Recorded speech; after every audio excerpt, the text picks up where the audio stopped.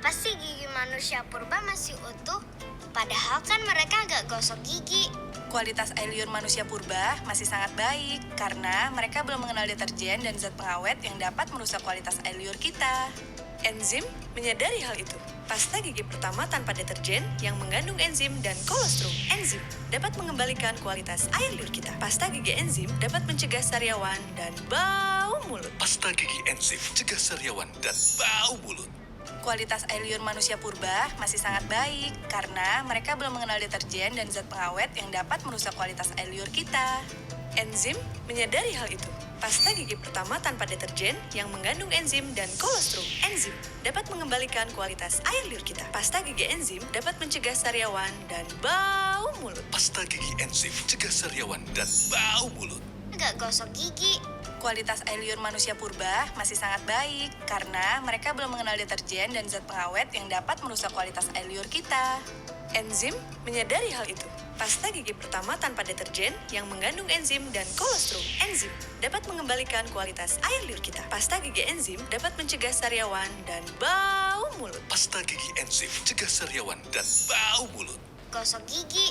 Kualitas air liur manusia purba masih sangat baik karena mereka belum mengenal deterjen dan zat pengawet yang dapat merusak kualitas air liur kita. Enzim menyadari hal itu. Pasta gigi pertama tanpa deterjen yang mengandung enzim dan kolostrum. Enzim dapat mengembalikan kualitas air liur kita. Pasta gigi enzim dapat mencegah sariawan dan bau mulut. Pasta gigi enzim cegah sariawan dan bau mulut. Gosok gigi. Kualitas air liur manusia purba masih sangat baik karena mereka belum mengenal deterjen dan zat pengawet yang dapat merusak kualitas air liur kita. Enzim menyadari hal itu. Pasta gigi pertama tanpa deterjen yang mengandung enzim dan kolostrum. Enzim dapat mengembalikan kualitas air liur kita. Pasta gigi enzim dapat mencegah sariawan dan bau mulut. Pasta gigi enzim cegah sariawan dan bau mulut. Gosok gigi. Kualitas air liur manusia purba masih sangat baik karena mereka belum mengenal deterjen dan zat pengawet yang dapat merusak kualitas air liur kita. Enzim menyadari hal itu. Pasta gigi pertama tanpa deterjen yang mengandung enzim dan kolostrum. Enzim dapat mengembalikan kualitas air liur kita. Pasta gigi enzim dapat mencegah sariawan dan bau mulut. Pasta gigi enzim cegah sariawan dan bau mulut. Gosok gigi. Kualitas air liur manusia purba masih sangat baik karena mereka belum mengenal deterjen dan zat pengawet yang dapat merusak kualitas air liur kita. Enzim menyadari hal itu. Pasta gigi pertama tanpa deterjen yang mengandung enzim dan kolostrum. Enzim dapat mengembalikan kualitas air liur kita. Pasta gigi enzim dapat mencegah sariawan dan bau mulut. Pasta gigi enzim cegah sariawan dan bau mulut. Gosok gigi. Kualitas air liur manusia purba masih sangat baik karena mereka belum mengenal deterjen dan zat pengawet yang dapat merusak kualitas air liur kita. Enzim menyadari hal itu. Pasta gigi pertama tanpa deterjen yang mengandung enzim dan kolostrum. Enzim dapat mengembalikan kualitas air liur kita. Pasta gigi enzim dapat mencegah sariawan dan bau mulut. Pasta gigi enzim cegah sariawan dan bau mulut. Gosok gigi. Kualitas air liur manusia purba masih sangat baik karena mereka belum mengenal deterjen dan zat pengawet yang dapat merusak kualitas air liur kita. Enzim menyadari hal itu. Pasta gigi pertama tanpa deterjen yang mengandung enzim. Halo sahabat enzim, kembali lagi dengan Enzim Indonesia. Nah, kali ini saya sebagai host pada live IG streaming kali ini, yaitu Adelia Rahmawati, akan membawakan Edu Enzim, yaitu edukasi enzim dengan tema pemilihan pasta gigi non deterjen sebagai pilihan tepat untuk kesehatan rongga dan mulut. Jadi dalam 1 jam ke depan ini kita akan membahas banyak materi terkait materi kita ini nih, yaitu pentingnya pengguna pemilihan pasta gigi tanpa deterjen. Nah, kita akan mendatangkan narasumber yang sangat expert di bidangnya. Dan tentunya sebelum kita masuk ke materinya nih, saya ingin memperlihatkan dulu nih video-video menarik yang bisa sahabat enzim melihat. Yang pertama adalah video terkait penggunaan pasta gigi enzim oleh para konsumen.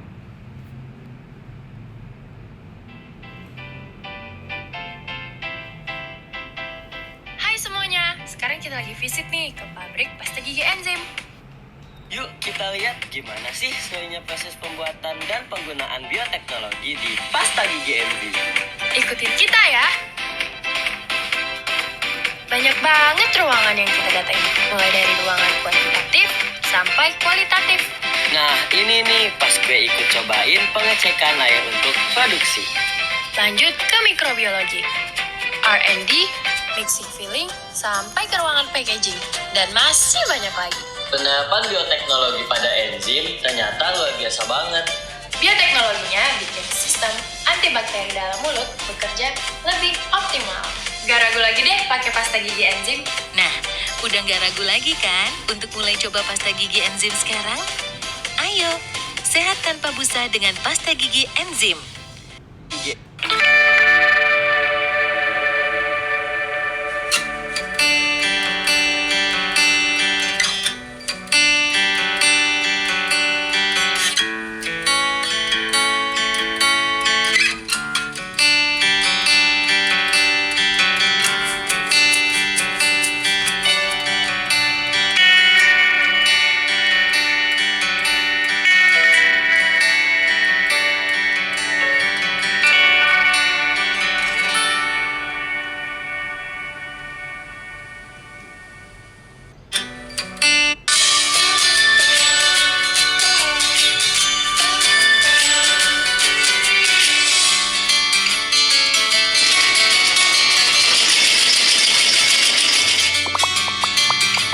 Yakin makin banyak busa makin sehat? Sehat tanpa busa dengan pasta gigi enzim yang mengandung enzim aktif untuk menyeimbangkan bakteri baik dan jahat dalam mulutmu.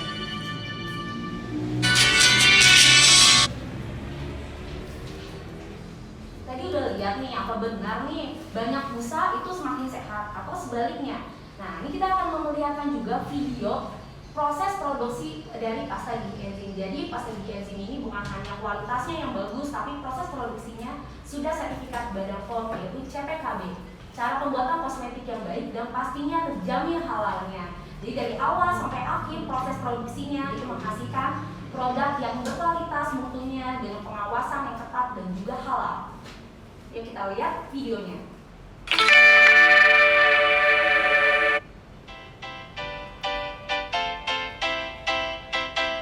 Hai semuanya, sekarang kita lagi visit nih ke pabrik pasta gigi enzim. Yuk kita lihat gimana sih sesuainya proses pembuatan dan penggunaan bioteknologi di pasta gigi enzim. Ikutin kita ya. Banyak banget ruangan yang kita datangi, mulai dari ruangan kuantitatif sampai kualitatif. Nah ini nih pas gue ikut cobain pengecekan air untuk produksi. Lanjut ke mikrobiologi, R&D, mixing filling, sampai ke ruangan packaging, dan masih banyak lagi. Penerapan bioteknologi pada enzim ternyata luar biasa banget. Bioteknologinya bikin sistem antibakteri dalam mulut bekerja lebih optimal. Gak ragu lagi deh pakai pasta gigi enzim. Nah, udah gak ragu lagi kan untuk mulai coba pasta gigi enzim sekarang? Ayo, sehat tanpa busa dengan pasta gigi enzim. Gigi enzim. Jadi udah gak ragu lagi kan menggunakan pasta gigi enzim dengan kualitas yang terjamin dan pastinya halal. Ya kita masuk aja nih langsung ke pemaparan materinya yang sudah kita jelaskan sebelumnya terkait pemilihan pasta gigi non deterjen sebagai pilihan tepat untuk kesehatan rongga dan mulut. Jadi kali ini kita akan kehadiran sumber yang sangat ekspert pastinya di bidangnya, yaitu Ibu Novi Sitarsini. Ibu silakan Bu. Halo Mbak Ade. Halo, sehat Bu. Ya. Jadi Bu Novi ini adalah apoteker Esfarm & Farm dan beliau sudah puluhan tahun sebagai praktisi kesehatan dan khususnya kesehatan rongga dan mulut nih. Benar nggak Bu? Nah, nanti teman-teman ini sahabat enzim akan mendengarkan pemaparan dari beliau. Ya Bu, silakan. Oke. Baik, halo sahabat enzim Indonesia, apa kabar? Semoga tetap sehat ya dan semangat. Baik, berjumpa dengan saya Novi yang akan memandu kegiatan live Instagram Indonesia dalam event Edu Enzim yang bertemakan pemilihan pasta gigi non deterjen sebagai pilihan tepat untuk kesehatan rongga mulut. Ada beberapa alasan kenapa tema ini diangkat oleh tim edukasi enzim untuk disampaikan kepada sahabat enzim Indonesia. Alasan yang pertama karena deterjen itu merupakan zat kimia yang pada umumnya banyak digunakan pada produk-produk seperti sabun, sabun cuci muka, sabun mandi, sabun untuk kendaraan, dan khususnya untuk pasta gigi. Luas ya Bu ya Aplikasinya aplikasinya. sangat luas. Nah, kita perlu mencermati bahwa sebenarnya ada dampak negatif yang ditimbulkan oleh pasta gigi, oleh deterjen itu, aplikasi dalam pasta giginya, supaya tidak memberikan dampak dari jangka panjang maupun jangka pendek. Kemudian diperlukan kesadaran atau awareness dari kita sendiri, kewaspadaan kita untuk pandai-pandai memilih produk-produk yang baik untuk rongga mulut kita, sehingga kita dapat senantiasa menjaga kesehatan rongga mulut kita sendiri. Itu mungkin yang banyak diabaikan oleh kita ya, Bu, kesehatan rongga dan mulut. Betul. Nah, untuk itu mari coba kita dalami apa sih itu deterjen gitu, dan apa dampak negatif yang ditimbulkan oleh deterjen itu sendiri. Oke, kita masuk ke dalam slide kita. Jadi saya akan mengupas apa itu deterjen. Di sini dicatatkan bahwa deterjen itu merupakan salah satu jenis surfaktan yang larut di dalam air. Kata surfaktan ini juga mempunyai makna. Apa itu surfaktan? Jadi dia merupakan satu molekul yang memiliki gugus polar yang artinya suka dengan air, atau dalam bahasa kimianya disebut hidrofilik, dan gugus nonpolar yang suka akan minyak atau lipofilik atau disebut dengan hidrofobik sekaligus. Jadi dia punya dua gugus ya, polar dan maupun yang gugus lipofilik ini, sehingga dapat mempersatukan campuran yang terdiri dari minyak dan air. Nah, kemudian ini gambarnya. Jadi dia punya satu gugus, ada kepalanya yang dia suka akan air disebut dengan hidrofilik tadi, dan bagian ekornya dikatakan sebagai hidrofobik atau lipofilik. Nah, ketika dalam mekanisme proses pembersihan sendiri, yang kepalanya yang suka dengan air, dia akan masuk menembus ke dalam air. Yang bagian ekornya, dia akan mengangkat kotor-kotorannya untuk dapat diangkat ke permukaan atau diambil ke permukaan. Jadi ini mekanisme pembersihan dari surfaktan itu sendiri ya, Bu ya? Jadi masing-masing fungsi dari gugus ini memiliki fungsi peranan dalam memberikan efek pembersihan pada mekanisme pencucian. Oke, jadi mulai paham nih ya, surfaktan itu ya fungsinya untuk apa? Apa deterjen mungkin yang sering didengar ya? Iya, betul. Lanjut. Nah, ini adalah sifat-sifat dari surfaktan. Dikatakan bahwa surfaktan merupakan bahan aktif permukaan yang bekerja menurunkan tegangan permukaan cairan. Sifat aktif ini diperoleh dari sifat gandanya tadi, sehingga bagian polar molekulnya dapat bermuatan positif, negatif, maupun netral. Nah, bagian polarnya juga mempunyai gugus hidroksil sementara, sedangkan bagian non-polarnya biasanya merupakan rantai alkil yang panjang. Itu merupakan rantai-rantai tadi, betul ya, yang panjang. Nah, pada umumnya surfaktan ini disintesa dari turunan minyak bumi, maka dikatakan sebagai surfaktan sintetis. Nah, dia memiliki dampak negatif yang dapat mencemari lingkungan. Karena sifatnya yang suka terdegradasi.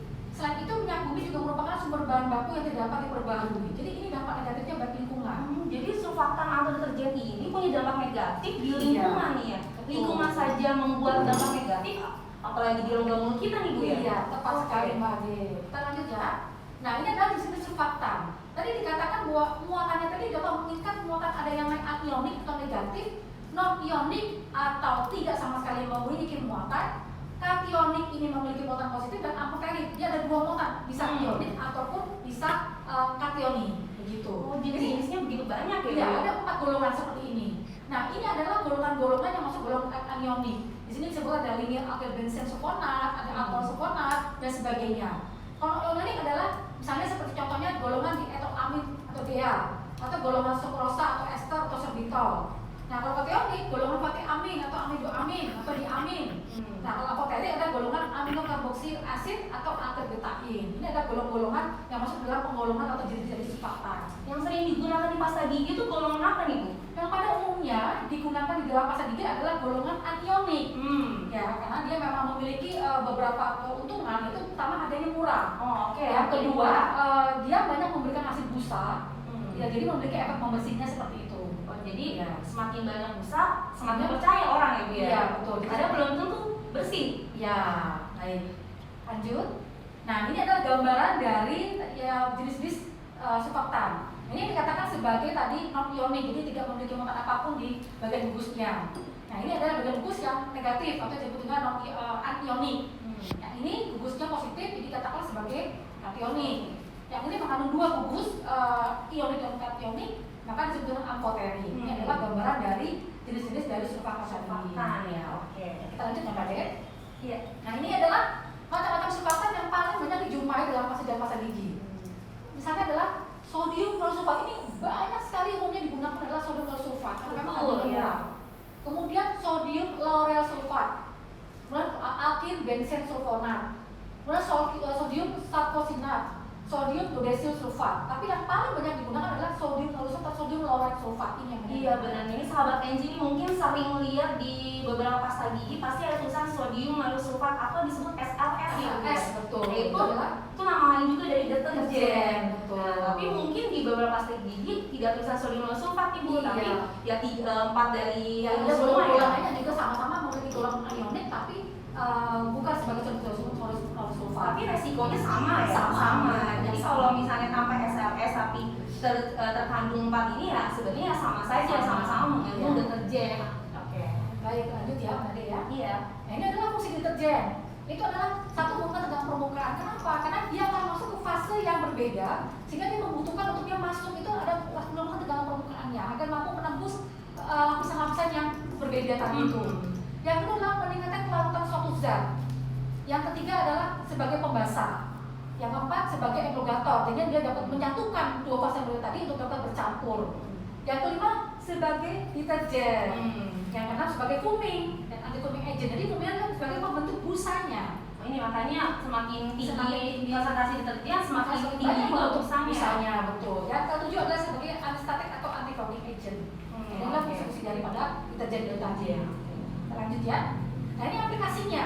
Aplikasinya banyak digunakan pada sabun. Sabun ini banyak macamnya, terutama pada sabun untuk industri, seperti pada sabun kendaraan atau sabun-sabun di industri. Kemudian untuk deterjen untuk mencuci baju, lalu pasta gigi untuk di rongga mulut, disinfektan, mouthwash juga untuk di rongga mulut dan kosmetik. Nah yang perlu dicermati adalah utama di rongga mulut, yaitu untuk pasta gigi dan mouthwash ini. Jadi ini masuk deterjen itu yang buat nyuci baju itu bu? Iya, jadi banyak aplikasi tadi banyak dilakukan digunakan pada produk seperti ini. Ini bisa kebayang ya kalau yang deterjen itu yang biasa disabun buat di badan, Badan, tapi ya. kita pakai di rongga Rongga mulut. mulut dan dipakai secara jangka lama karena Iya. pasti orang sikat gigi itu ya minimal 2 kali sehari. Bisa kebayang ya kalau di Iya. jangka waktu lama Iya, itu efeknya efeknya apa? Iya. Oke. Lanjut ya. Nanti akan dibahas lebih detail nih. Iya. Nah ini saya serahkan kepada Mbak Ade untuk melakukan pengujian identifikasi deterjen pada contoh produk pasta gigi yang ada di pasaran dengan melakukan uji warna. Nah saya serahkan kepada Mbak Ade nih untuk melakukan uji warna. Jadi kita ada beberapa eksperimen yang akan ditunjukkan kepada sahabat enzim nih. Jadi kita ngomongin tentang deterjen nih bu ya, lebih ke surfaktan anionik karena kan tadi banyak banget penggunaan pasta gigi menggunakan surfaktan anionik atau Ya. deterjen. Ya. Nah kita akan membuktikan nih beberapa pasta gigi yang ada di konsumen atau di pasaran. Kita lihat nih apakah mereka mengandung deterjen atau surfaktan anionik. Atau yang umumnya adalah sodium lauryl sulfat. Oke, yang tadi sodium lauryl sulfat yang paling banyak ya. Kita Iya. akan melakukan eksperimen uji warna. Yuk kita lihat. Oke, ini adalah Mbak Nae, adalah bagian tim quality control dari PT Enzim. Jadi kita, apa kabar nih Mbak? Alhamdulillah sehat. Sehat ya. Nah, jadi kita akan lihat nih eksperimen yang dilakukan oleh Mbak Nae. Jadi di sini kita ada 5 pasta gigi, salah satunya adalah pasta gigi enzim, itu varian Fresnim. Kemudian ada 4 pasta gigi enzim, yaitu pasta A, B, C, dan D. Di sini akan kita melakukan reaksi antara pasta gigi yang sudah dilakukan oleh air, ditambahkan kloroform, kemudian indikator warna. Nah, nanti kita akan melihat adanya warna yang bereaksi dengan kloroform dan juga deterjen. Nah, kita akan melihat nih, apakah pasta gigi yang di pasaran mengandung surfaktan anionik atau deterjen. Ya, Mbak. Mulai dari sampel D dulu ya.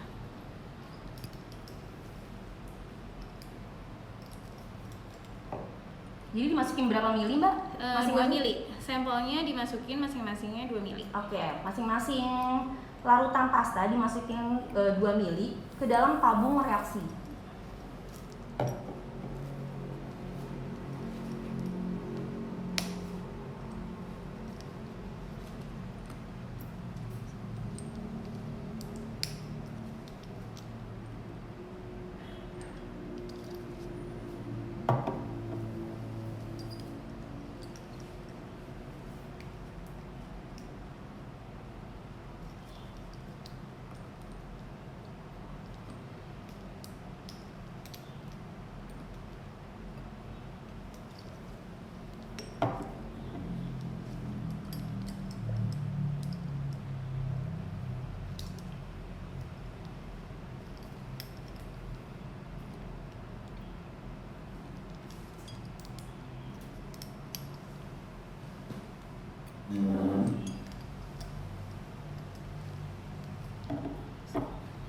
terakhir adalah pasta gigi enzim tentunya.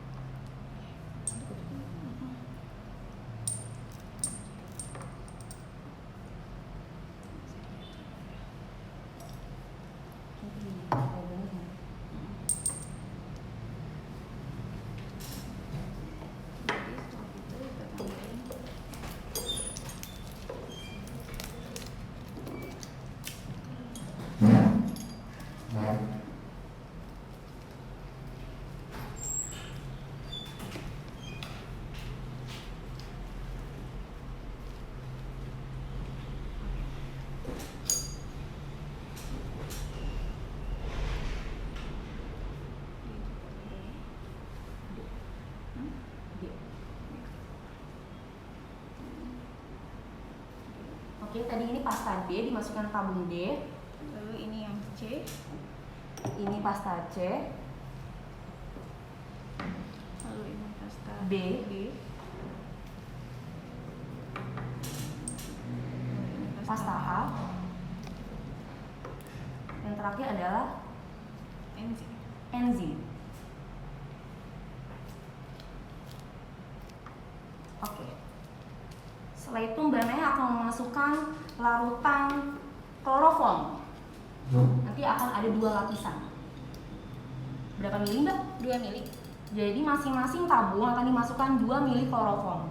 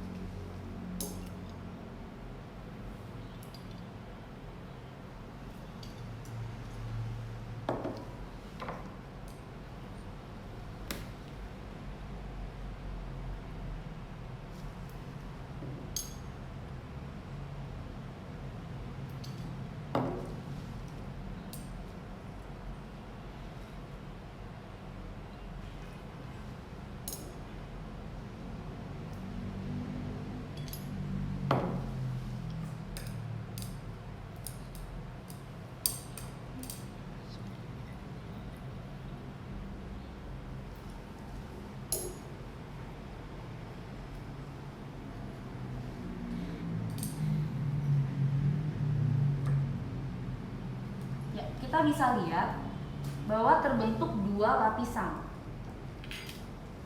Lapisan bawah adalah kloroform dan lapisan atas adalah tadi cairan deterjen dari 5 pasta gigi ya.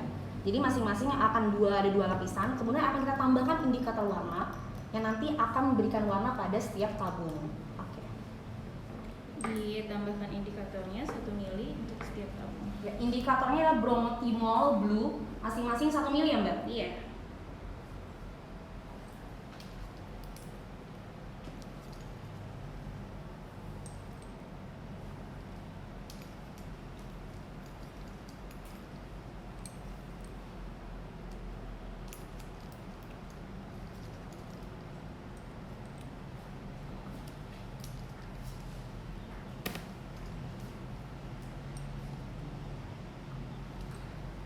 Nanti akan dikocok dulu sebentar agar bereaksi.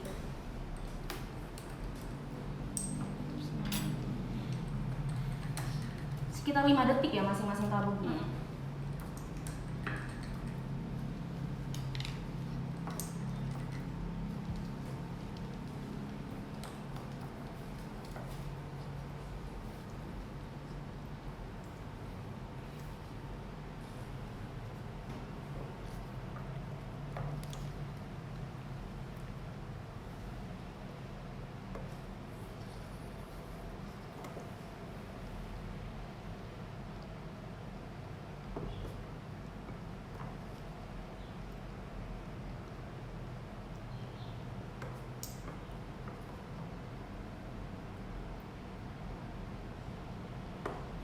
Oke, kita diamkan dulu beberapa detik untuk melihat agar terpisah ya tadi antara kloroform dan juga cairan deterjennya.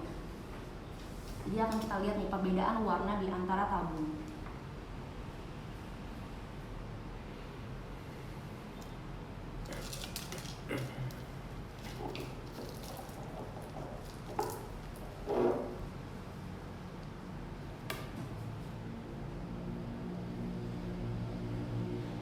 Jadi kenapa ada 2 lapisan di sini? Karena memang antara cairan deterjen dan juga kloroform itu mempunyai BJ atau berat jenis yang berbeda. Pasti ada 2 yang lapisan ya. Nah, nanti indikator ini akan bereaksi dengan kloroform. Apabila mempunyai surfaktan anionik, maka dia akan bereaksi dengan kloroform. Nah, saat dia bereaksi dengan kloroform, nanti indikator warna akan memberikan warna pada kloroform. Nah, nanti kita lihat nih, kalau misalnya dia ada beberapa warna yang sangat pekat, itu berarti mengandung surfaktan anionik atau deterjen. Ya, mungkin kita bisa lihat dari yang D dulu. Tadi kita mulai dari D ya. Iya. Pasta gigi D. Kita bisa lihat ini adalah lapisan dari kloroform berwarna hijau ya Mbak ya. Iya. Hijau kekuningan. Hijau kemudian. Kemudian yang C, ini biru.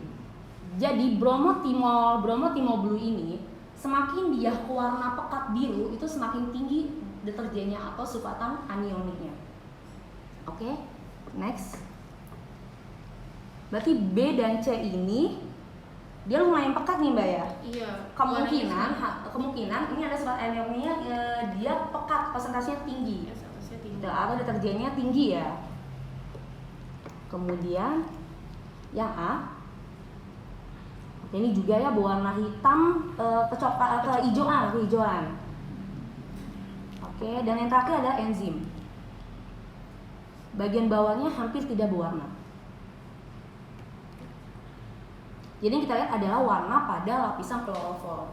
Nah, ini membuktikan nih bahwa 4 deterjen atau 4 pasta gigi ini mengandung surfaktan anionik atau deterjen karena memberikan reaksi warna pada kloroformnya, sehingga surfaktan anionik itu akan bereaksi dengan kloroform.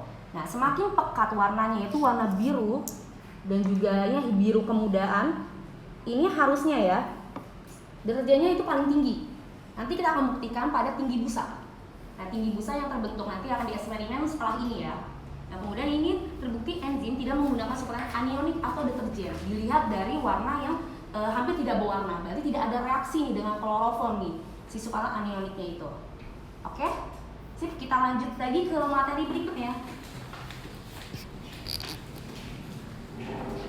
Terima kasih Mbak Ade ya. Oke, sangat menarik sekali buat untuk pembuktian nyata bahwa memang hampir kebanyakan produk pasta gigi di pasaran adalah mengandung deterjen Atau surfaktan anionik ya. Ya, rata-rata kebanyakan dari golongan anionik. Kita lanjut ya. Oke.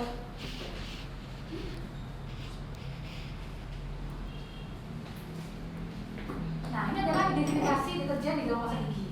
Jadi kalau sahabat enzim untuk melakukan pengamatan terhadap produk pasta gigi di pasaran, apakah dia mengandung deterjen atau tidak, ini yang paling gampang. Terbentuk busa. Jadi akan menimbulkan busa. Ya. Yang kedua adalah membentuk lapisan tipis pada dinding dari tutup wadah. Jadi kalau dia dicuci, itu dia akan menimbulkan satu layer. Kemudian yang ketiga adalah terjadinya emosi. Jadi yang paling gampang adalah membentuknya busa. Ini satu ciri-ciri yang paling mudah untuk diamati bahwa ada satu deterjen di dalam satu produk. Jadi semakin banyak busa itu ya berarti kandungan deterjennya tinggi nih Bu ya. Oke. Lanjut ya.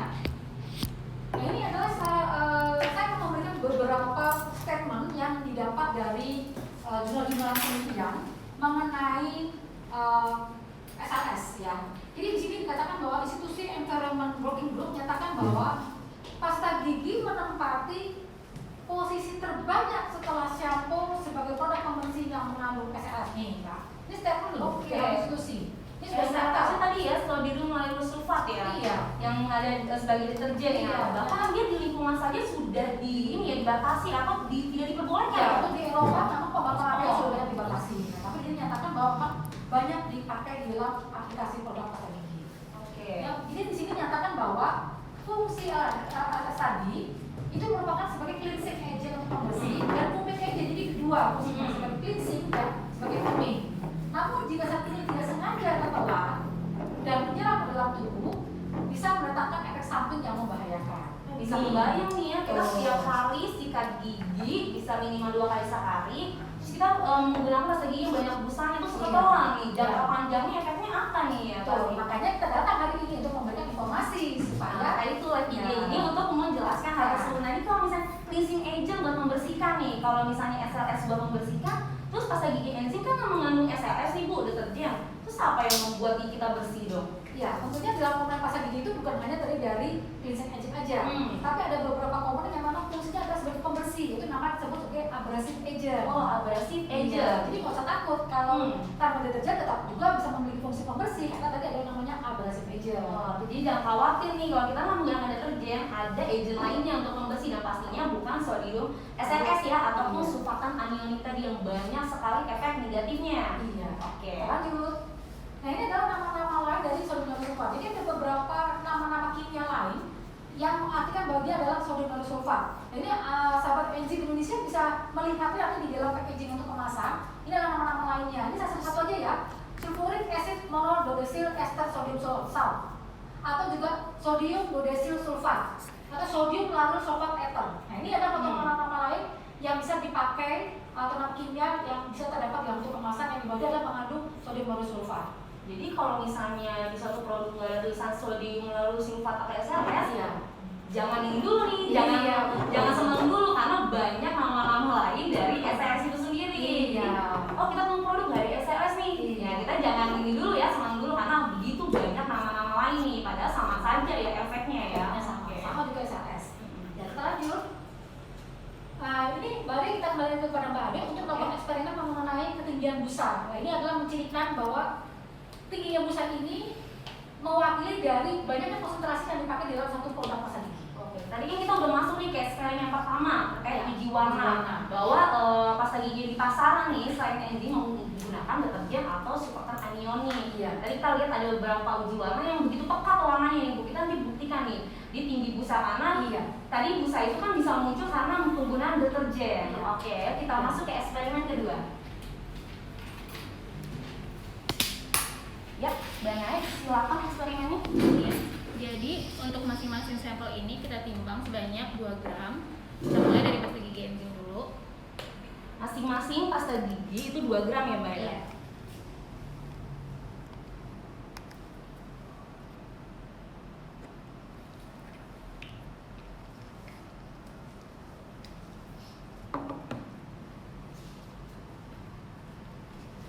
Lalu kita lanjut ke sampel A.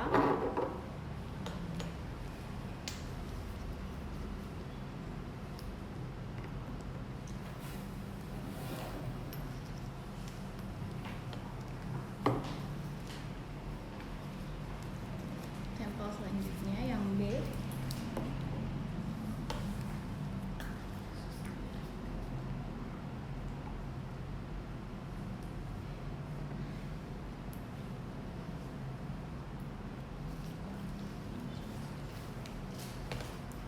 Lalu sampel yang C.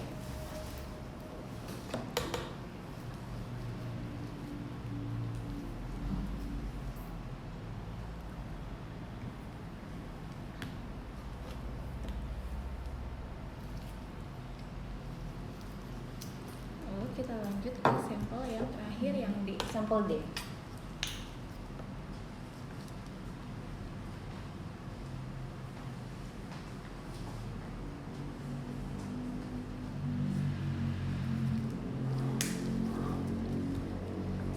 Masing-masing kita isi air sebanyak 50 ml. Jadi masing-masing pasta gigi ini akan kita tambahkan 50 ml ya. Ya, betul. Pertama itu ada pasta gigi enzim.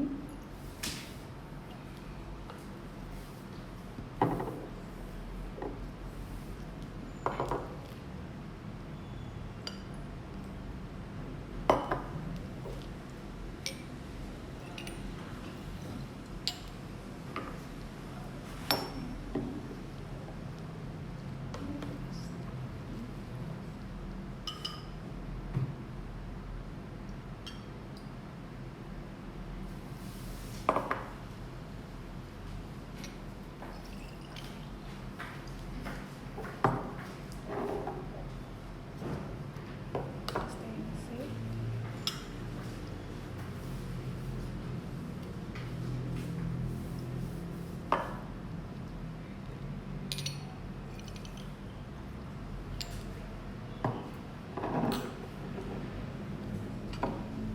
Yang terakhir ada pasta D.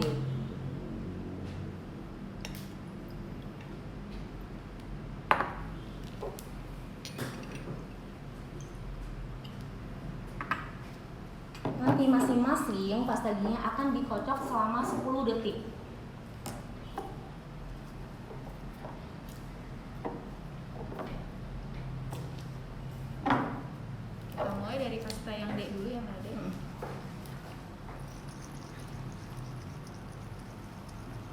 kita kocok selama 10 detik.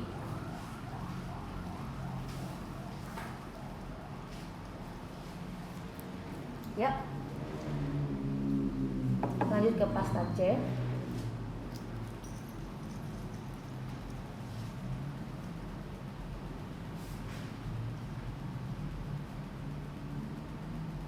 Ya.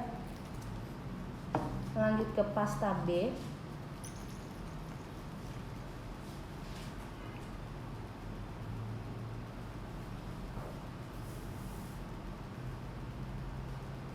Yap. Lanjut ke pasta A.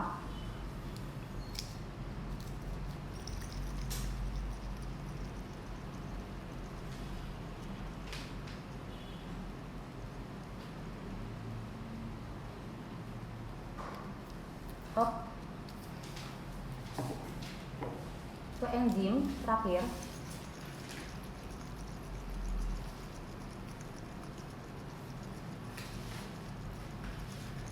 Kita bisa lihat ya bahwa pembentukan busanya tuh lumayan banyak ya, apalagi di B dan C. Nah, B dan C ini tadi kita udah buktikan dari warna, ya kan? Warna bahwa tadi B dan C warnanya sangat pekat biru atau hampir ke gelap. Nah, kita juga lihat di sini di D sama di enzim tuh hampir sama warnanya, tapi enzim itu lebih tidak berwarna. Nah, jadi kita bisa lihat ya penggunaan tadi udah bener ya, sewaktu anionik tadi yang pekat di uji warna memang terbukti busanya paling tinggi di antara yang lain. Berarti memang deterjen ini, pasta gigi ini mengandung deterjen dengan konsentrasi yang tinggi. Jadi uji warna yang pekat itu sebanding dengan tinggi busa, berarti konsentrasi surfaktan anionik atau deterjen juga tinggi. Ya, kita balik ke materi berikutnya.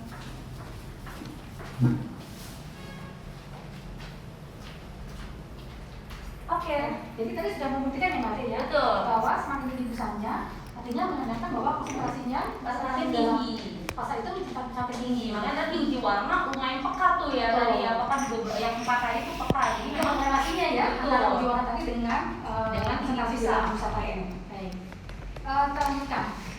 Di sini saya akan membahas lebih lanjut mengenai seberapa bahayakah aplikasi sodium sulfat di dalam pasta gigi. Nah, ini ada beberapa studi yang menunjukkan bahwa penggunaan SLS itu dapat menyebabkan iritasi dan alergi itu yang pertama. Jadi terutama untuk orang-orang yang sangat sensitif terhadap deterjen, dia akan mengalami alergi. Kemudian stolitis actus atau sariawan, orang namanya sebagai sariawan. Nah, orang yang sudah biasa sariawan ini, jika menggunakan pasta gigi yang mengandung deterjen, maka akan terus akan mengalami sariawan atau jonggol actus. begitu banyak ya dampak negatifnya yang buat SLS ini ya. Betul. Yang ketiga adalah mulutnya kering. Mulut kering. Ya, makanya pertanyaan mulut.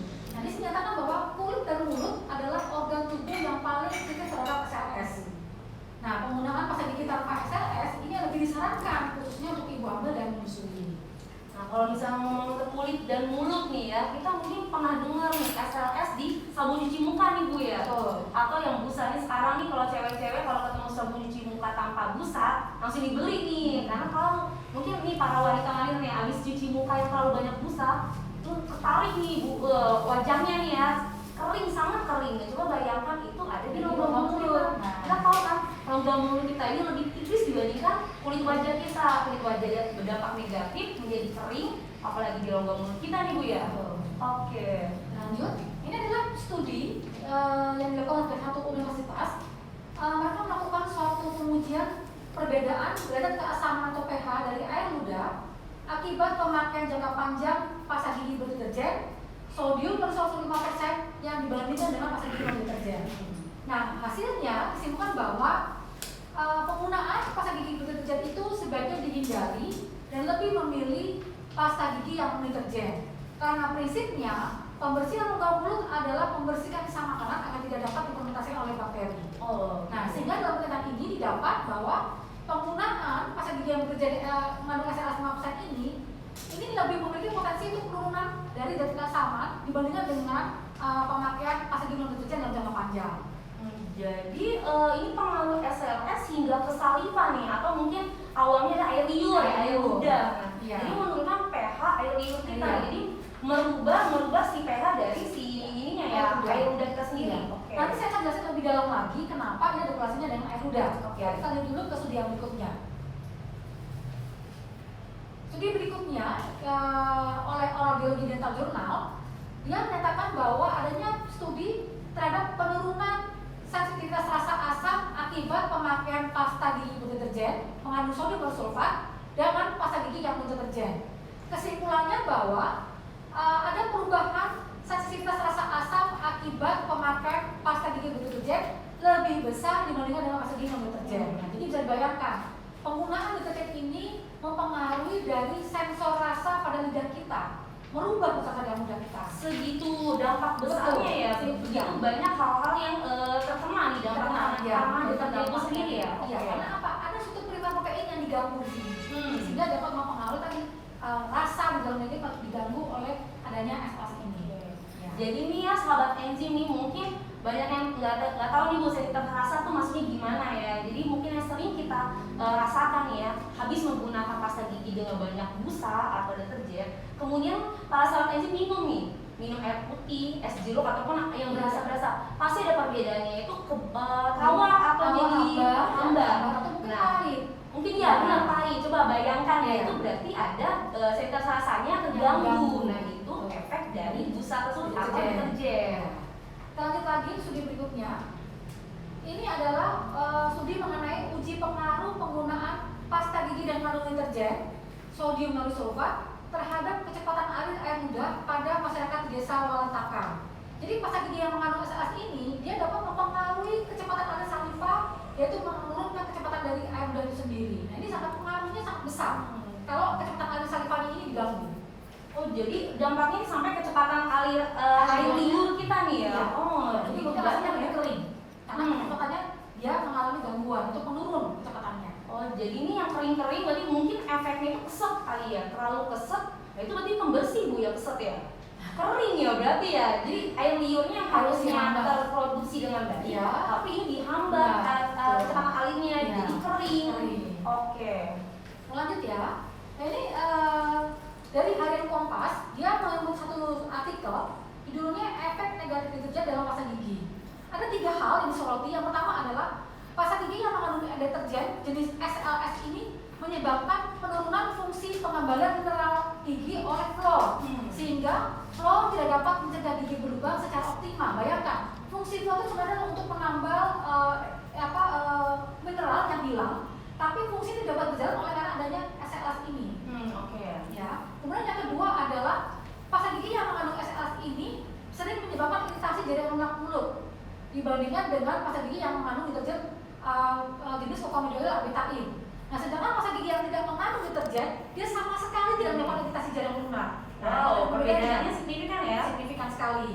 Nah, yang ketiga, yang terakhir adalah pasta gigi yang mengandung deterjen jenis SLS ini, dia dapat menyebabkan sariawan. Tadi sudah jelaskan, menyebabkan sariawan berulang, serta adanya peningkatan rasa nyeri dibandingkan dengan pasta gigi yang tidak mengandung jenis SLS. Oh, ini dampaknya segitu besarnya ya. Tadi kan fluor nih, fluorid nih, mungkin sahabat enzim tahu sendiri ya pasta gigi itu pasti mengandung fluorid. Itu untuk remineralisasi, untuk mencegah gigi berlubang. Nah, sedangkan ada zat aktif fluorid yang ditambahkan tadi deterjen. Fluoridnya harusnya untuk mencegah gigi berlubang, malah fungsinya nggak aktif ya, gara-gara diganggu oleh agent dari si deterjen itu sendiri. Kemudian di sini juga ada iritasi jaringan lunak. Bisa bayangin ya Bu ya, jaringan lubang lunak tipis sekali ya. Itu teriritasi hanya karena banyaknya busa atau deterjen yang dipakai di dalam pasta gigi itu sendiri. Dia sariawan berulang. Ini sariawan sekali aja udah kering ya Bu, ini berulang-ulang dari itu. Pasti efeknya bukan hanya penyakit yang ringan ya. Kan? Dia tidak ada asupan gizi yang bisa menyerap karena tidak bisa makan karena kondisi sariawan tadi. Jadi jangan disepelekan nih, sariawan sekali, 2 kali, 3 kali itu berpengaruh ke gizi kita. Jadi malah kita harusnya makan bergizi gara-gara sariawan terus menerus, malah bisa jadi imunitas kita jadi turun nih Bu ya. Ya, imunitas kita jadi turun. Oke, apalagi pandemi gini ya Bu, imunitas pasti sangat penting ya. Kita lanjut ya. Nah ini adalah penelitian yang menyatakan bahwa risiko penggunaan SLS bagi manusia menunjukkan kemungkinan menurut kosmetika ingredient ini memiliki potensi terjadinya penyebab iritasi pada mata dan kulit pada level sedang atau hingga berat, terutama pengguna yang memiliki kulit kering, sensitif atau kondisi kulit tertentu seperti eczema atau psoriasis. Kemudian, Environment Canada Domestic Subtleties menyatakan bahwa SLS ini memiliki potensi sebagai bahan beracun dan berbahaya akibat potensi kontaminasi senyawa karsiogenik 1,4-dioksa. Jadi dia merupakan potensi pemicu adanya kanker. Wow, sebahaya itu ya sebenarnya penggunaan deterjen ya. Ini kalau kita lihat nih kosmetik itu kayak tadi sabun cuci muka ya. Itu sensitif, kemerahan, iritasi, kulit mengelupas itu kan salah satu ciri iritasi ya. Itu karena penggunaan deterjen. Bisa dibayangkan itu di rongga mulut ya Bu ya, iritasi ya. Iya. Oke. Artinya dari beberapa tadi sudah saya sampaikan bahwa begitu banyak hal negatif yang timbul akibat dari aplikasi deterjen untuk rongga mulut. Padahal sebenarnya agent pembersih itu bukan berasal dari deterjen yang tadi sudah dijelaskan ya. Iya. Kemudian di sini sampai ke lingkungan loh, bayang lingkungan saja berbahaya, apalagi rongga mulut kita dan menyebabkan potensi ini ya kanker. Kalau kita menggunakan jangka panjang, coba bisa kita bayangkan mungkin efeknya itu 10 tahun kemudian, 20 tahun kemudian. Nah, itu karena jangka panjang penggunaan deterjen bisa mengakibatkan kanker. Nah, itu sangat ini ya, sangat bahaya ya Bu ya. Sangat membahayakan. Kita lanjut. Ini adalah korelasi penggunaan deterjen terhadap kesehatan rongga mulut. Ini saya menjelaskan ini. Artinya adanya korelasi penggunaan deterjen ini terhadap kesehatan rongga mulut. Nah, bahwa penggunaan deterjen itu merupakan salah satu ciri dari kehidupan modern. Dia ini ternyata dapat mempengaruhi kualitas dari air ludah kita. Oh, kehidupan modern tuh seperti apa maksudnya nih Bu? Nah, jadi seperti saat ini kita makan makanannya banyak mengandung karbohidrat, misalnya seperti pizza, rasanya, junk food mungkin ya. Termasuk nasi pun sebenarnya menjadi sumber daripada keasaman bagi rongga mulut. Ya, oke, karena mengandung banyak gula ya pastinya ya. Termasuk teknologi penggunaan deterjen dalam untuk produk itu juga dapat mempengaruhi terjadinya perubahan pada kualitas saliva itu sendiri. Jadi udah karena makanan-makanan modern rusak nih kualitas air liur kita, ditambah penggunaan deterjen di pasta gigi, jadi malah nambah rusak gitu ya. Oke. Kita lanjut ya, kita lanjut lagi di dalam. Nah, ludah itu dapat melindungi jaringan di dalam rongga mulut dengan berbagai cara. Dia bisa melakukan pembersihan mekanis. Jadi kalau kita makan, dia bisa melakukan pembersihan. Pelumuran elemen gigi, jadi supaya giginya tidak kering. Memiliki kemampuan untuk menjadi buffer untuk deterjen sama. Jadi kalau pengen turun, dia bisa dinaikkan pH-nya. Dan ini yang penting, agregasi bakteri dan aktivitas antibakterial. Ini adalah faktor yang sangat penting. Artinya apa? Di dalam tubuh kita ini ada 700 macam spesies bakteri. Wow. Dia harus dijaga ekologinya. Nah, supaya dia tidak berkembang, makanya ada kemampuan air ludah tadi ini yang dapat menjaga aktivitas antibakteri tadi. Nah, ini sudah yang harus kita perhatikan. Nah, di sini nyatakan bahwa bila terjadi penurunan sekresi ludah, maka memicu karies akibat aktivitas bakteri yang meningkat. Jadi, oleh karena kemampuan antibakteri tidak dapat bekerja dengan baik atau menurun, akibatnya ini bakterinya berkembang, menimbulkan karies. Nah, karena ludah itu merupakan faktor penting dalam pencegahan karies gigi ataupun kelainan periodontal dan gangguan penyakit gigi mulut lainnya. Nah, ini dampaknya. Wow, berarti air liur kita ini fungsinya banyak banget ya Bu? Banyak sekali. Ya pastinya lah, Tuhan telah menciptakan air liur kita pasti banyak fungsinya. Tadi salah satunya adalah sebagai ini ya Bu, pelumas elemen gigi. Nah, itu makanya harus sikat gigi dengan busa itu kesek. Nah, itu karena air liurnya yang harus jadi pelumas malah di stop ya fungsinya ya. Kemudian tadi karies nih, ini di Indonesia tuh lumayan tinggi ya Bu, tingkat kariesnya ya. Indonesia secara dunia juga masih di seluruh dunia. Nah, itu padahal air liur kita ini sudah diciptakan itu untuk mencegah karies, tapi malah dirusak. Karena tadi yang katakan kehidupan modern tadi. Kehidupan modern dan juga penggunaan deterjen di pasta gigi pastinya. Oke. Lanjut. Nah, ini pengaruhnya nih akibat dari penurunan kualitas air ludah, baik secara kuantitatif maupun kualitatif, dia dapat menimbulkan perkembangan bakteri patogen dalam kondisi mulut yang kering. Tadi kan dapat menurunkan deterjen ya. Nah, bakterinya semakin berkembang, bakteri patogennya. Akibatnya menimbulkan penyakit periodontal seperti gigi berlubang, gusi berdarah, sariawan, bau mulut, mulut kering dan sebagainya. Ini dampak luasnya akibat dari penggunaan deterjen dalam jangka panjang. Jadi sebenarnya kan mulut kita ini memang penuh dengan bakteri ya, tapi kan bakteri flora baik ini ya. Cuman diganggu nih ekologinya atau lingkungannya oleh deterjen dan juga makanan-makanan modern tadi. Malah yang tadinya baik-baik aja jadi patogen atau dengan ganas ya. Ganas itu malah jadi penyakit-penyakit yang tadi gigi berlubang, gusi berdarah. Oh, jadi korelasinya hubungannya seperti itu ya. Kenapa kita bau mulut, gigi berlubang padahal sikat gigi udah berapa 3 kali. Kok tetap gigi berlubang sih? Yang salah ya. Oh ya, ada yang salah nih. Oke. Kita lanjut. Nah, katakan bahwa ludah sebagai pelindung rongga mulut. Tuhan itu begitu baik menciptakan manusia dengan komponen yang sangat komplit, memberikan ludah sebagai pelindung rongga mulut. Karena apa? Yang paling penting di dalam ludah itu ada namanya imunitas rongga mulut, yaitu daya tahan yang diperoleh dari proteksi rongga mulut melalui air ludah. Karena ludah itu mengandung imunoglobulin yang melindungi sistem gigi dari kolonisasi bakteri. Apalagi di era pandemi, Betul. imunitas ini sangat penting untuk perlindungan mulut sebagai gerbang pertama dari masuknya virus dan jamur ke dalam mulut kita sendiri. Ini masuk nih ke pandemi COVID-19 ini ya. Pasti penting banget nih kita. Air liur kita tuh adalah proteksi pertama sebagai gerbang ya masuknya bakteri dan virus yang masuk ke dalam tubuh kita. Iya. Nah kita mungkin nggak aware nih air liur gunanya untuk apa sih? Ya gitu kan padahal begitu banyak fungsinya. Dan ini kalau ngomong imunoglobulin itu imunitas ya teman-teman yang sahabat enzim imunitas. Jadi imunitas itu bukan hanya di dalam tubuh kita, tapi di rongga mulut kita juga punya imunitas ya. Iya. Oke. Jadi imunitas bukan di dalam tubuh, tapi awalnya dari mulut dulu. Nah gerbangnya dulu nih kita Iya. ini ya kita bikin sehat dulu. Iya. Oke. Kita lanjut. Ini ternyata kenapa kok bisa memberikan efek sebagai antibakteri atau imunitas? Ternyata ada 50-50% protein atau enzim yang fungsinya beberapa fungsi adalah sebagai mikroorganisme. Ya, lanjut dulu ya. Oke. Ya. Nah, apa aja itu komponen saliva atau protein yang memiliki kemampuan sebagai antibakteri? Yaitu yang pertama adalah yang disebut dengan lactoperoxidase system. Kemudian isocyanates, lactoferrin, ini merupakan protein juga enzim. Yang terakhir adalah imunoglobulin. Ketiga komponen ini adalah saling bersinergi untuk memberi pertahanan di dalam rongga mulut. Baik secara internal maupun eksternal. Jadi maksudnya menjaga supaya tidak ada yang masuk ke dalam mulut maupun yang di dalam mulut itu dikendalikan oleh si tiga komponen ini. Oke. Jadi segitu besarnya ya Tuhan nih telah memberikan air Iya. liur. Ada di 40-50 macam protein dan juga enzim gunanya untuk sebagai antibakterial alami. Nah ini ada 3 komponen yang penting. Dia mempunyai sistem ya Bu, sistem sebagai yaitu antibakterial alami. Jadi sebenarnya mulut kita udah punya antibakterial ya. Iya, sudah ada pertahanan sendiri yang sudah Oke. ditentukan. Jadi yang gelombang utama kemudian masuk bakteri virus yang untuk mencegah berkembang di dalam tubuh kita juga pastinya. Oke. Lanjut.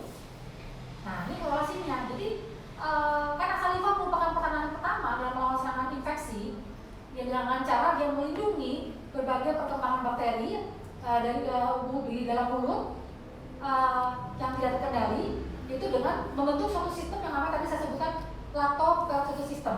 Nah, formasi teknologi pasta gigi enzim atau bakteri umumnya, dia adalah menciptakan konsep ini. Ya, supaya ini dapat bekerja kembali. Ini konsep yang sudah ada di air liur Iya, ya, secara kembalikan alami. lagi fungsinya. Oke. Iya. Kita lanjut. Ini adalah inovasi pertama dengan menambahkan aminoglukosidase. Glukosidase merupakan enzim pertama yang dimasukkan di dalam satu produk pasta gigi enzim yang fungsinya adalah menciptakan yang namanya lactoperoxidase system. Oke. Yang fungsinya adalah sebenarnya adalah mempertahankan antibakteri di dalam rongga mulut, jadi supaya dia dapat dikendalikan, tidak berkembang. Nah, yang berikutnya adalah lactoperoxidase, sitosen, dan lactoferrin. Ketika komponen ini akan ditambahkan sebagai generasi kedua, yang ini sebagai mekanisme pertahanan dari luar, supaya ketika ada bakteri virus masuk dari luar, dia dapat mampu mempertahankan kondisinya. Yang terakhir adalah kolostrum. Kolostrum ini biasanya ada di dalam susu. Iya nih, kalau ngomongin kolostrum taunya air susu ya, air susu, susu bayi, ya benar-benar. Tapi juga ditambahkan di dalam pasta gigi enzim. Pasta gigi itu ada kolostrumnya nih ya. Iya. Oke. Untuk meningkatkan sistem imun. Tadi saya katakan imunologi, meningkatkan sistem imun di dalam rongga mulut kita. Jadi di pasta gigi enzim kita ini bukan hanya ada protein-protein atau enzim ya. Iya. Yang ini pastinya protein enzim yang sudah ada di air liur kita nih ya. Ditambahkan lagi imunoglobulin yaitu kolostrum. Jadi kolostrum bukan hanya di ASI nih ya, bukan bisa di pasta gigi juga. Oke. Ya, jadi semua komponen ini yang ditambahkan benar komplit menyerupai seperti saliva atau seperti air ludah. Nah, Jadi tetap sebagai pengganti dari air ludah. Oke, jadi pasta gigi enzim ini sebenarnya komposisinya itu menyerupai air liur Iya. kita sendiri ya. Jadi proteksi pertama nih ya, di Pertama. gerbang utama itu rongga dan mulut ya. Oke. Nah, kesimpulannya kita wajib menyikat gigi atau sebaiknya dikombinasi dengan berkumur minimal 2 kali sehari. Sebaiknya menggunakan pasta gigi dan cairan kumur yang mengandung enzimatik sistem, lactoferrin atau kolostrum, serta yang paling penting adalah tanpa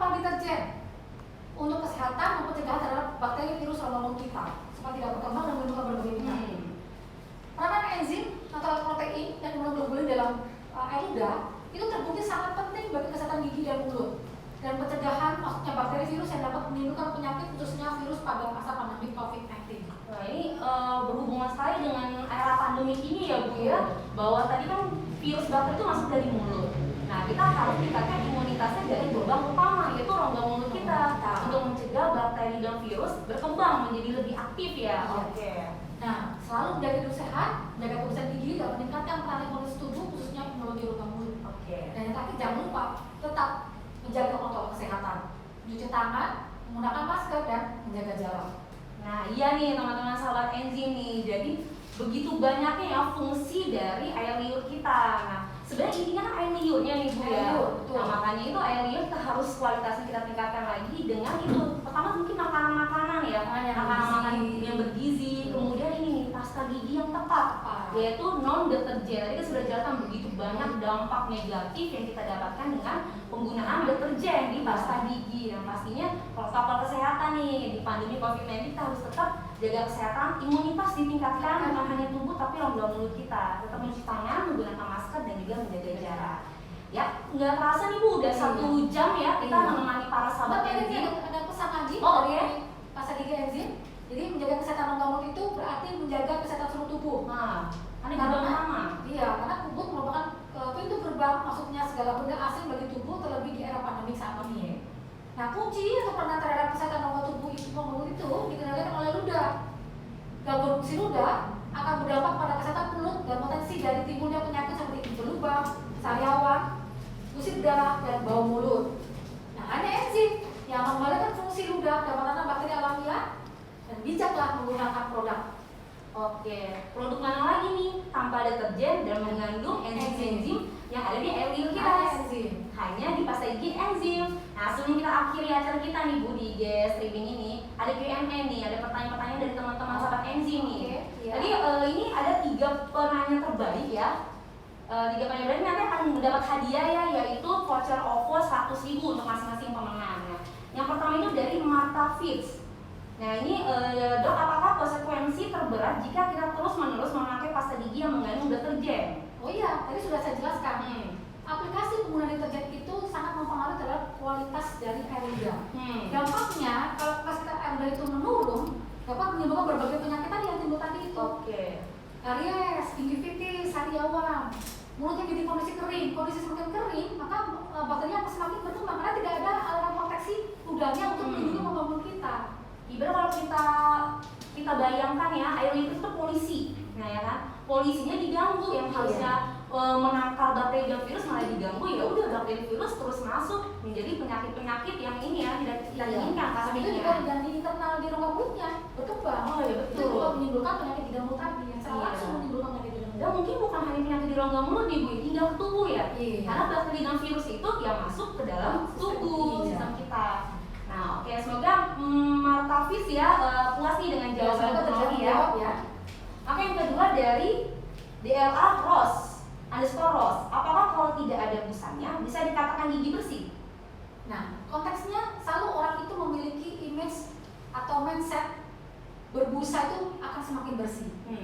Padahal belum tentu.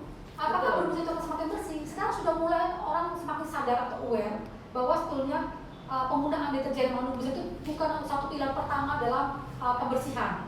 Karena sebenarnya di dalam pasta gigi itu tadi sudah saya katakan sudah dikomposisikan atau mengandung bahan-bahan yang fungsinya adalah untuk sebagai pembersih. Tadi saya katakan sebagai ada bahan abrasive agent yang fungsinya adalah ketika diisikan secara mekanis dia mengangkat kotoran dibantu oleh si deterjen tadi untuk diangkat keluar. Tapi bukan berarti mengandung deterjen yang sangat tinggi tadi. Betul. Jadi sebenarnya ada agent-agent lainnya, surfaktan yang baik yang akan diperbolehkan ya. Dan pastinya bukan SLR atau deterjen tadi ya. Jadi jangan khawatir ini tidak bersih, pasti bersih dong. Nah kita ingin bersih tapi malah tidak sehat ya, apa fungsinya gitu. Oke, semoga Ross ini ya puas ya atas jawaban Bu Novi. Kemudian yang ketiga dari Sirai Pembelang. Dok, seberapa jauh kadar deterjen yang terkandung di dalam pasta gigi dapat mengganggu metabolisme dalam mulut? Dan seberapa pula keunggulan pasta gigi tanpa deterjen? Iya. Menurut literatur, penggunaan SMS yang aman itu sebenarnya di bawah 0,01%. 0,01%, kecil banget ya Bu. Aplikasinya yang pada umumnya digunakan di pasaran lebih dari 1%. Nah, sangat tinggi. Nah, akhirnya penggunaan yang tinggi itu yang menyebabkan dampak negatif dari tadi yang saya jelaskan tadi itu.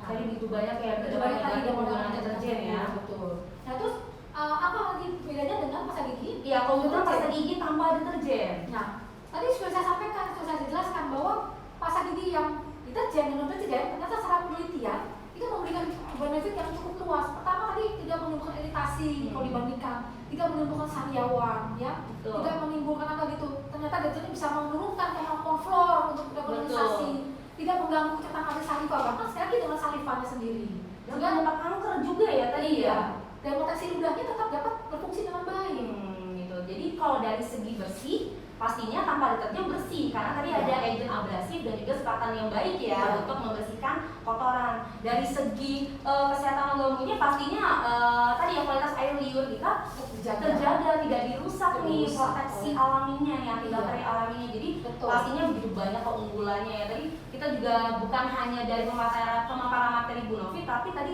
uji-uji klinis yang sudah terbukti nih bahwa pasta gigi no deterjen itu lebih baik daripada deterjen. Mungkin para sahabat enzim bisa cari sendiri nih, searching SLS. Itu pasti pertama kali yang muncul ada dampak negatif itu penyebab kanker. Itu pasti muncul di pertama di searching di internet. Itu pasti muncul pertama itu banyak kan di rongga mulut tuh ya. Oke nih, ini untuk 3 penanya ini nanti akan mendapatkan voucher tadi ya 100.000 OVO. Nanti akan dihubungi oleh pihak admin Enzim Indonesia. Dan terima kasih untuk para penanya. Nah udah gak terasa nih Bu, udah 1 jam nih. 1 jam kita menemani para sahabat enzim dalam live IG streaming ini nih. Semoga bermanfaat ya Mbak Dea buat sahabat enzim Indonesia. Semoga dapat memberi manfaat apa yang kita sampaikan pada hari ini. Terima kasih banyak nih Bu Novi nih untuk yang materi yang sangat berkualitas dan juga bermanfaat. Dan terima kasih buat sahabat enzim yang telah menemani kami dalam 1 jam. Dalam 1 jam ini semoga bermanfaat dan semoga sahabat enzim dan keluarga selalu dalam keadaan sehat. Dan pastinya, ayo kita sadari kembali apakah pasta gigi yang kita gunakan sudah sesuai atau tepat. Dan yakin makin banyak usaha makin sehat atau sebaliknya. Oke, kami dari Enzim Indonesia undur diri. Sampai jumpa di acara berikutnya. Wassalamualaikum warahmatullahi wabarakatuh.